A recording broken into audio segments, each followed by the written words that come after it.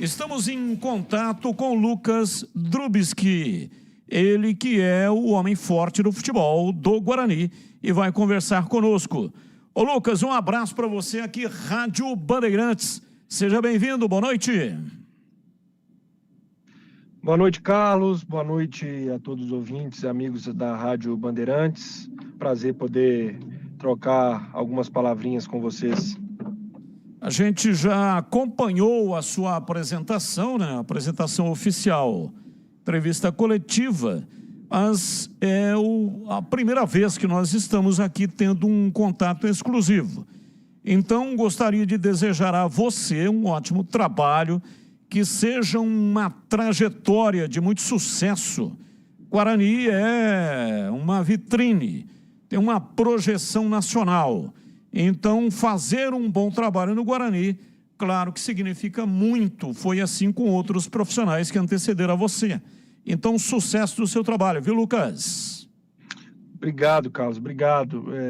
A escolha de vir para o Guarani, a escolha que eu falo do Guarani por mim e eu pelo Guarani, né? Foi uma escolha que casou muitas vontades, né, de ambos os lados. Para mim é um privilégio muito grande poder hoje fazer parte de um clube de uma história grande, pesada, de um campeão brasileiro de Série A e que é um potencial gigantesco para voltar a brilhar nas prateleiras maiores do futebol, né? Que aqui, com toda humildade, a gente vai tentar e trabalhar ao máximo para colocar o Guarani de volta nesse panteão que ele merece estar. Então, antes da gente falar do futebol, começa explicando aí o seu sobrenome. Difícil pra caramba pra falar, cada um fala de um jeito. De qual nacionalidade é o seu sobrenome? É ucraniano, cara. Ucraniano, então radicado na Polônia.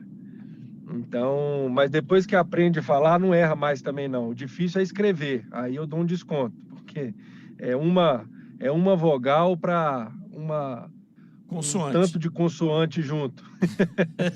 Mas depois que aprende a falar, não tem muito erro, não. Meus bisavós, por parte de pai, que são ucranianos, né? Vieram para o Brasil há muitos e muitos anos, mas tanto os meus avós, meu pai, obviamente, raízes 100% brasileiras, não sabemos falar ucraniano, não conheço nenhum ucraniano, fica só o sobrenome mesmo. E eu falei corretamente? A pronúncia foi correta ou não? Correta, Drubski. Drubski. Pronuncia o B. Não vai errar mais. Pronuncia o B ou não fala o B? Drubski. Não, fala Drubski. Saúde. Isso. Amém, nós todos.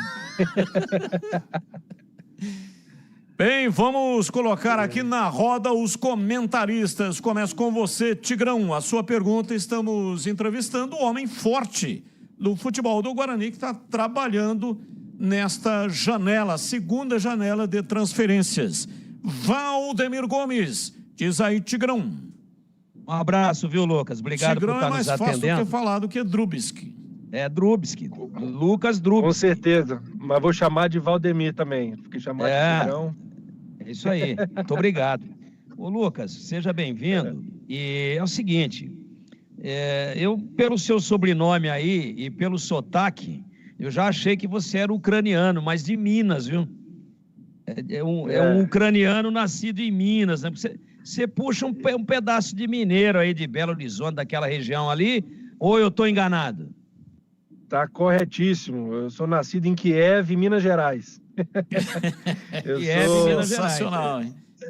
Eu sou nascido em Governador Valadares, que é uma cidade do interior de Minas, mas criado a vida inteira praticamente em Belo Horizonte. Ah, então, o seu sotaque, a sua avaliação para sotaque está corretíssima. É indisfarçável o seu sotaque de mineiro da capital. A gente tem contato com gente do Brasil inteiro aí, e essa sonoridade no ouvido é difícil a gente errar. Mas, saindo das amenidades e entrando na vida dura, ô Lucas, abriu a janela dia 3, a gente tem aqui uma interatividade muito forte com a torcida do Guarani, com os nossos ouvintes em geral, lógico. E toda hora tem alguém perguntando, puxa, mas abriu a janela, e o Guarani não vai contratar ninguém? Repasso para você a bucha. Fala pra gente como é que tá essa possibilidade de que o Guarani, dentro agora desse período que é permitido inscrever novos jogadores, do Guarani trazer aí algum jogador de nível, algum jogador que venha efetivamente para brigar, para ser titular com a camisa do Guarani. É isso, o final da sua pergunta é exatamente o que baliza as nossas buscas.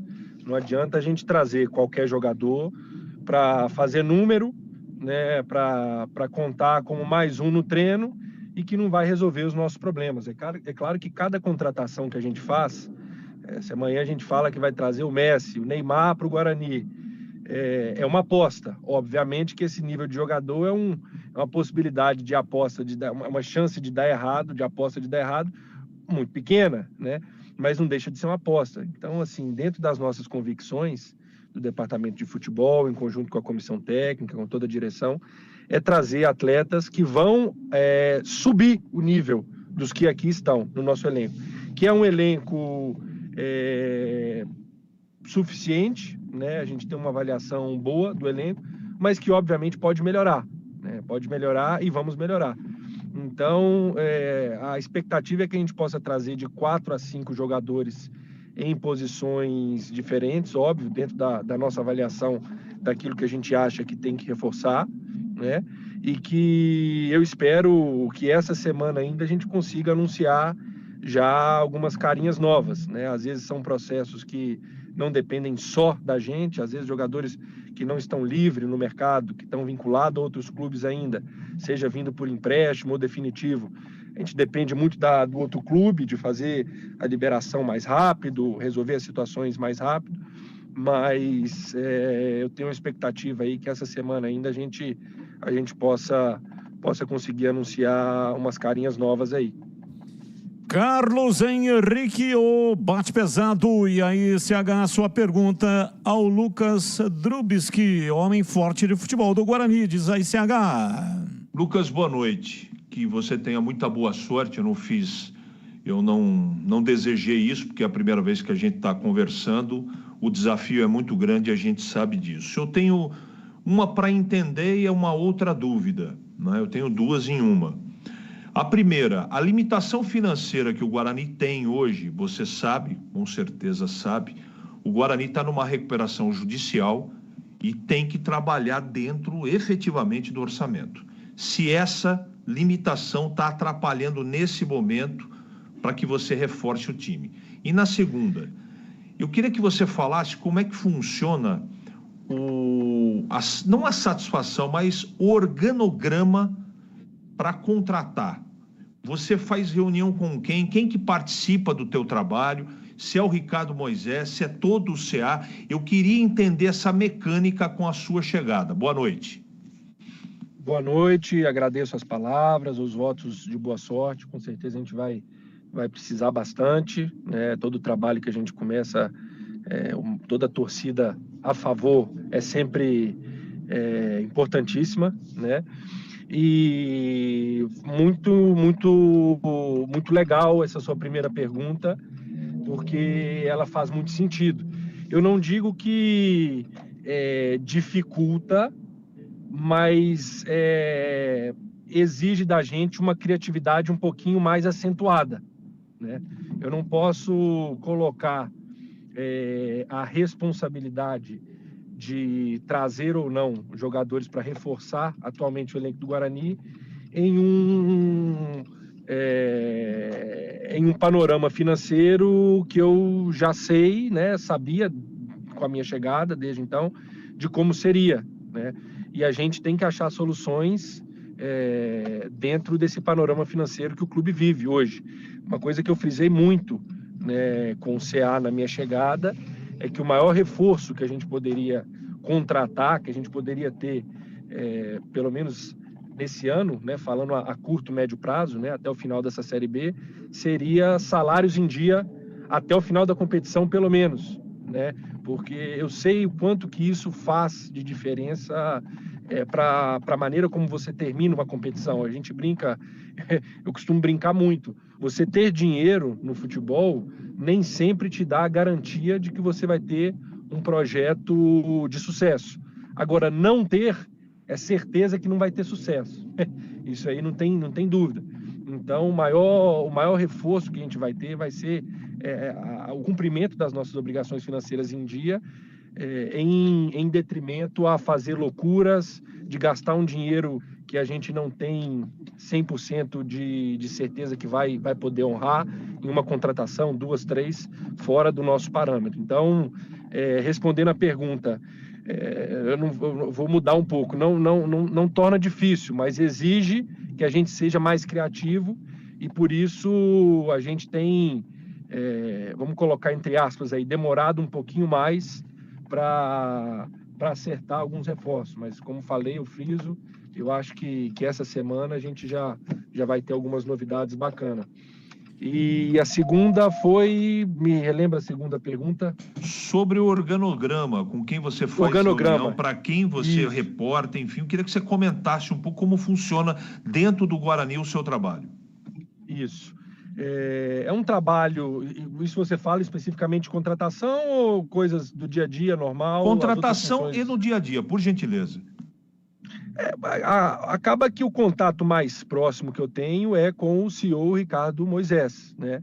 Que foi a pessoa que eu tive o primeiro contato, né? Desde a minha vinda aqui, mas também muito próximo com o presidente André, né?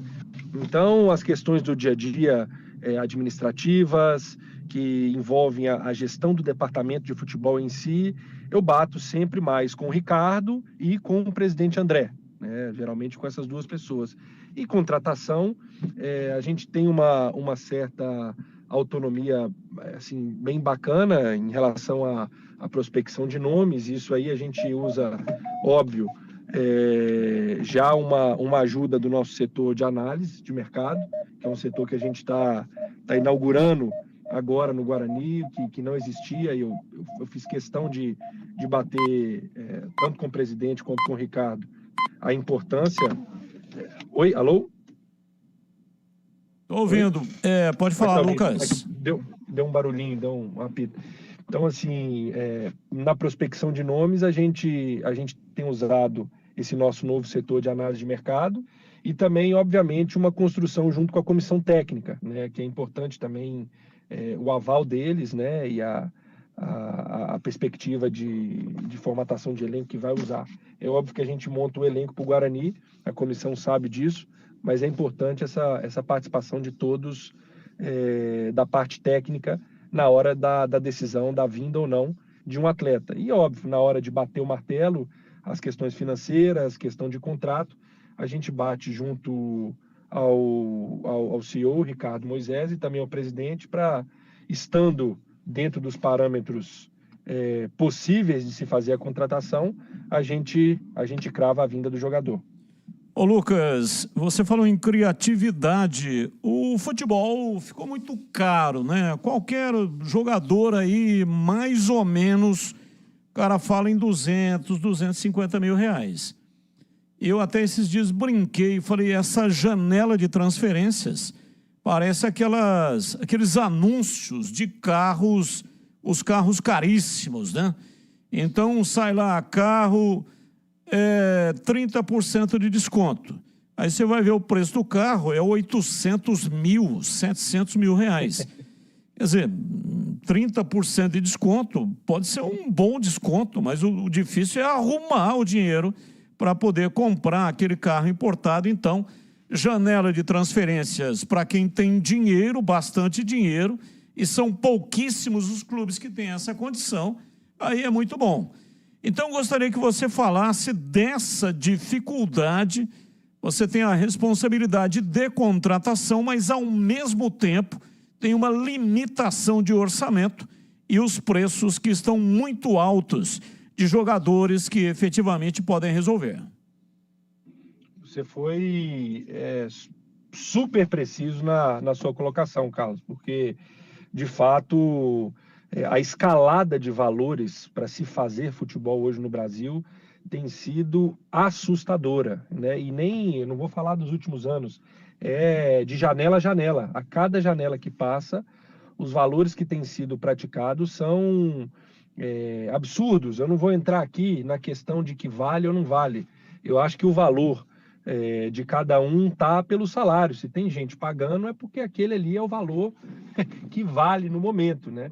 Mas, de fato, são valores muito altos que, se você não tem a condição de arcar de maneira saudável, ou você se atém aos seus princípios como falei, né, que a gente preza muito no Guarani hoje, de seguir uma política de honrar os compromissos financeiros, ou você começa a dar um all-in, né, como fala no poker, de apostar tudo e vai dar certo, vai cair o dinheiro que a gente está esperando daquele pagamento, vai vir aquele patrocínio sem a certeza, e aí começa a qualquer turbulência de dar errado, atrasar salário, atrasa um mês, atrasa um mês e meio, que infelizmente é comum hoje no futebol, e aí você já começa a ter que gerir um problema dentro do grupo que já não existia, e tendo que exigir resultado também, então começa uma bola de neve. Então, de fato, a gente partindo dessa premissa de que a gente não vai deixar de honrar com os nossos compromissos, e para isso a gente tem que fazer compromissos factíveis. E por conta, hoje, da condição financeira do Guarani, são compromissos de valores mais modestos. A gente tem que compensar na criatividade, a gente tem que caçar e cavucar o mercado atrás de jogadores que vão agregar qualidade ao elenco. Então, o menos mal, e eu gosto muito, converso isso muito com meu pai, é que o Brasil é um país que não comporta a quantidade de jogadores de qualidade que produz. Então, tem muito jogador de qualidade espalhado, às vezes esperando aquela oportunidade de pisar numa prateleira maior, de pisar numa prateleira melhor, e que estão esperando para ser achados, né? E isso eu tô saindo do lugar comum de trazer aquele jogador que tem uma minutagem boa num clube de Série A há 3, 4 temporadas, que vai me custar mais ou menos esses valores que você falou aí, e é por aí mesmo, né? Então, se a gente não tem condição, a gente tem que conseguir achar qualidade que está escondida, né? Ou então que aparecem boas oportunidades de negócio que acabam aparecendo, né? Até pela camisa do Guarani, pela força que pela cidade onde está sediado, que é uma cidade sediado, né? Que é uma cidade espetacular, de uma logística fantástica. Como falei, um clube campeão brasileiro. Também não é tão difícil assim trazer jogadores para cá, né? Tem esse peso que vale muito para a gente. É conseguir, como falei, balancear isso aí. E eu acho que a gente vai ter uma perspectiva boa nessa janela. Óbvio que a gente não vai, como falei, né, 4 a 5 jogadores. Essa janela de meio do ano é uma janela para a gente fazer uma pincelada, né, a partir da avaliação que a gente já fez prévia do elenco. Mas eu tenho uma convicção muito forte que todos esses jogadores que chegarem nessa janela, eles vão agregar qualidade ao elenco que a gente tem hoje e, acima de tudo, importantíssimo, sem ferir a nossa responsabilidade financeira nesse ano no clube. Lucas Drubski, executivo de futebol do Guarani, o nosso entrevistado de hoje. Vamos lá, Tigrão, mais uma pergunta para o Lucas. Lucas, você chegou há pouco tempo, a bola já estava rolando, o campeonato já estava em andamento, e aí, já sob a sua gestão, houve uma troca de treinador. Evidentemente que faz parte isso, de forma indiscutível, da cultura do futebol brasileiro. Os resultados começam a não surgir, o time começa a não apresentar desempenho, e a pressão é muito grande, tanto interna como principalmente externa, por parte dos torcedores e também por parte da imprensa. E eu te pergunto, por aquilo que você viu com a comissão técnica anterior, comparando o desempenho com a comissão técnica atual, que tipo de análise você faz? O que é que mudou efetivamente na prática e de forma concreta na sua avaliação? Eu vou só fazer uma pequena correção. Eu chego ao clube, o Pivete já havia sido comunicado da saída, Então, eu tenho a missão, assim quando eu chego, de contratar a nova comissão técnica, mas eu não participo da saída da comissão anterior. Então, Perfeito, perfeito. Não, tá mas o que eu legal. posso te... Mas você Isso. vinha acompanhando o Guarani, como acompanha o Sim, futebol como um todo, como um homem do isso. meio. Então, a questão da temporada, da parte temporal da coisa, da cronologia, obrigado pela correção. Eu cometi um equívoco aqui, achei que já tinha sido na sua gestão. Mas tenho certeza que você vinha acompanhando o time, vinha fazendo as suas avaliações e a pergunta é mantida na mesma linha. Isso, com certeza. Eu já tinha assistido antes de chegar ao Guarani, já havia assistido 4 ou 5 jogos do Guarani. Como você falou, isso é nossa vida, né? Então a gente tem que acompanhar. E eu não posso falar do trabalho interno, né, da comissão técnica anterior, porque de fato eu não estava ali no dia a dia, eu não posso avaliar. Eu posso avaliar os jogos do Guarani e hoje avaliar os jogos com o trabalho da comissão técnica encabeçada pelo Humberto. E te falo que a maneira de jogar, isso como feedback dos atletas, ela tem sido um pouco mais objetiva, né? Um pouco menos a posse pela posse, com um pouco mais de objetividade naquilo que você quer construir na sua fase ofensiva de jogo. E também na questão um pouquinho mais de atitude no momento defensivo, na questão do pós-perda, tem sido as principais diferenças nesses 20, 25 dias de trabalho que eu colhi com os atletas em relação à diferença sobre jogo, né? Como falei, sobre jogo. É o que eu posso falar da comissão técnica antiga, porque eu só vi jogo, não vi o trabalho de dia a dia. E a comissão técnica do Humberto, aí sim eu posso falar também de dia a dia, é uma comissão fantástica. O Humberto é um cara que eu nunca havia trabalhado, mas que logo nos primeiros contatos, né, que a gente chegou a fazer contato com outros treinadores, né, e acabamos optando pelo Humberto, que mesmo sem eu conhecê-lo, eu tive uma convicção muito forte na vinda, tanto eu quanto o Ricardo, porque era um cara que casava muitos conceitos que eu gosto de ver num treinador, né, um cara que tenha a gestão de pessoas muito acentuada no seu dia a dia, não é só um cara que tem um conhecimento técnico específico do jogo em si, mas é um cara que entende a responsabilidade do treinador também como um gestor de pessoas, assim como o executivo, né, de futebol, aqui no Guarani, o superintendente, também tem essa responsabilidade da gestão, né, só que do executivo, obviamente, num patamar um pouco mais geral do departamento de futebol. Então, esse fator me encantou muito no Humberto, e o dia a dia eu vejo isso sendo comprovado todo dia.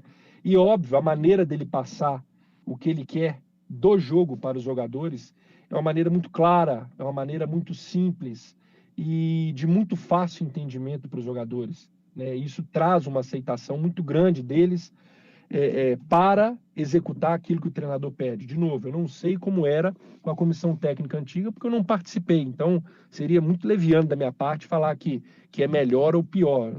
Jamais vou fazer isso.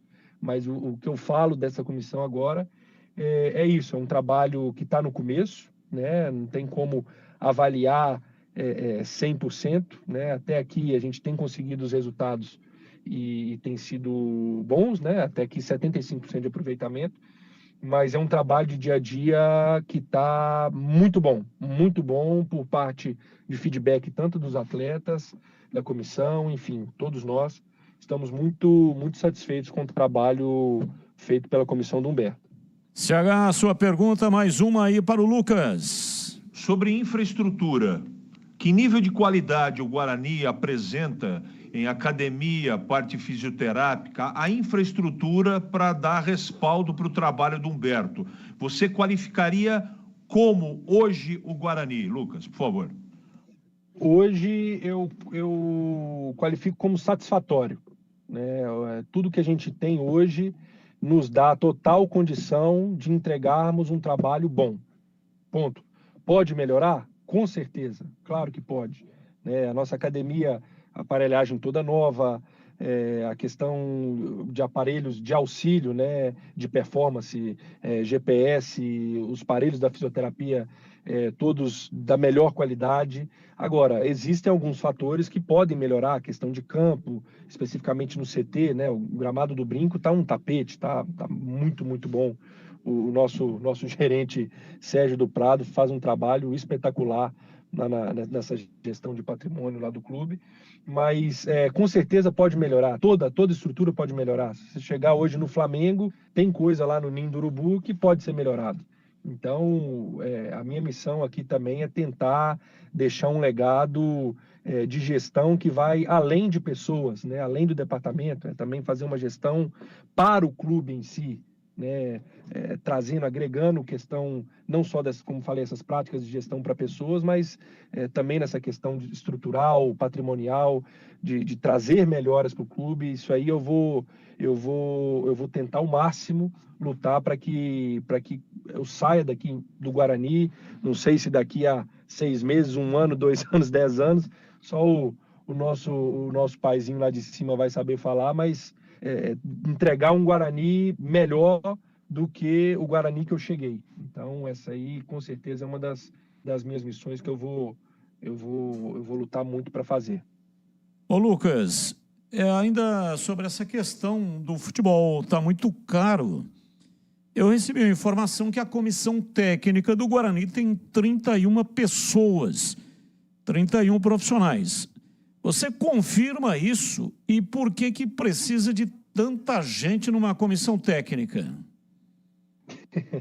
Eu acho que não chega a esse número, não. Não vou te falar com exatidão profissionais, mas eu acredito que não chega a esse número. E, cara, eu vou te ser muito sincero, de todos os clubes que eu trabalhei até aqui, é a comissão técnica mais enxuta. A partir do momento que começam a existir as especificidades das áreas de ciência que englobam o grande departamento de futebol,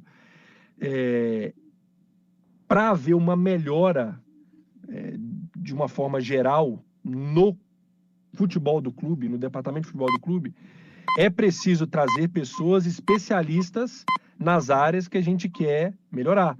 Então, existem muitos profissionais hoje agregados a um departamento de futebol de clube, porque existem muitas áreas a se melhorar dentro do futebol.